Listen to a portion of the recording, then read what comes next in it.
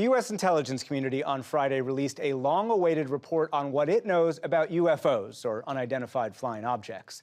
Some of the more than 100 instances it studied could be explained by atmospheric occurrences, foreign adversary actions, or other phenomena. But most of the incidents defied explanation. One person who knows that well is retired Lieutenant Commander Alex Dietrich, a retired Navy fighter pilot. Alex Dietrich, welcome to the NewsHour. So tell us what you saw back in a training mission in San Diego.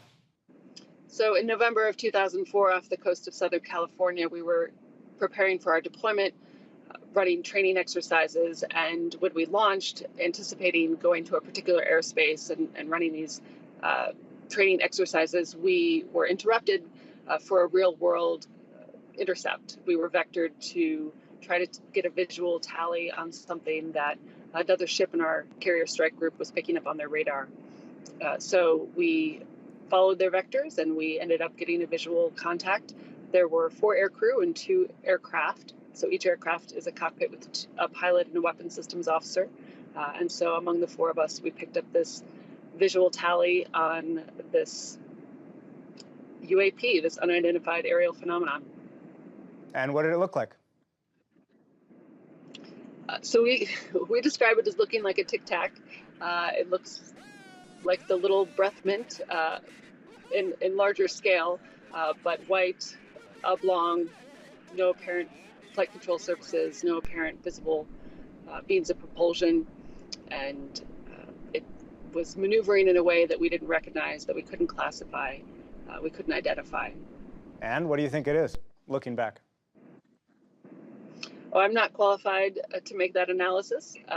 It's almost 17 years now, and I know there are a lot of folks who are curious and concerned about it, but I gave my debrief, gave what I could in terms of the information and data from that day, and I'll leave it up to the expert analysts to do their job and make that determination. The report uses this language that there are UAPs who, quote, appeared to remain stationary in winds aloft, move against the wind, move abruptly, or move at considerable speed without discernible means of propulsion. Does that sound about like what you saw? So I can't speak to what the winds were on that particular day. I don't know that we noted them, but it certainly did behave in a way, it maneuvered in a way that we couldn't explain, and we couldn't anticipate its next move. So normally when you're looking at another aircraft, we do a lot of BFM or aerial combat maneuvering, where we are looking at turn circles or turn radius and anticipating the next move of our adversary, or if we're scrimmaging with each other.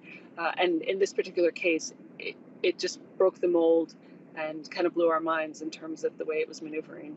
The report talks about how maybe the number of people reporting these incidents is actually low because there was a stigma attached to reporting. Did you ever experience that? Was there a stigma when you reported, and/or did people respond to you strangely when you talked about it? Sure. So I don't consider myself to be a whistleblower, and I don't, the media has been calling me and asking me to do these interviews, and as a military officer, I feel that I have a duty and an obligation to respond to those citizens who are curious and concerned about this issue.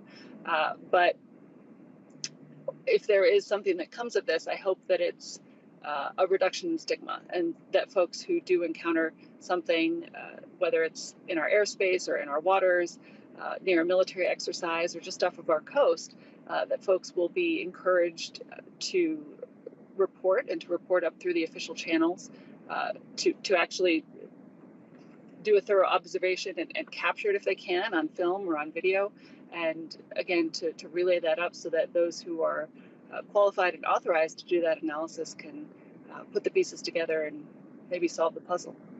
Alex Dietrich, thanks for taking the time during your cross-country move and talking to us from the car. Yeah, thanks for taking this seriously. Thanks so much.